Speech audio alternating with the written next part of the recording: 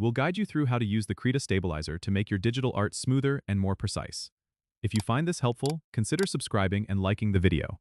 First, open Krita on your computer and ensure your canvas is ready for sketching.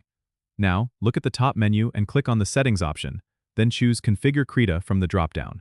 In the Configure Krita window, go to the Tools section on the left panel. Here, you'll find an option called General, where you can adjust the stabilization settings.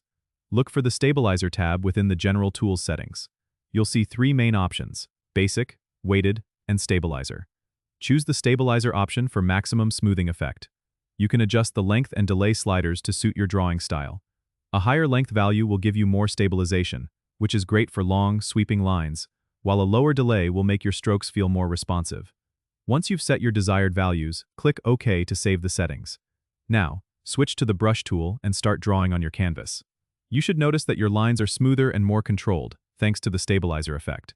If you want to tweak the settings further, you can always go back to the Configure Krita window and make adjustments. This feature is especially helpful for artists who have a shaky hand or want to achieve clean, crisp lines. Don't forget to subscribe and comment if this helped you out.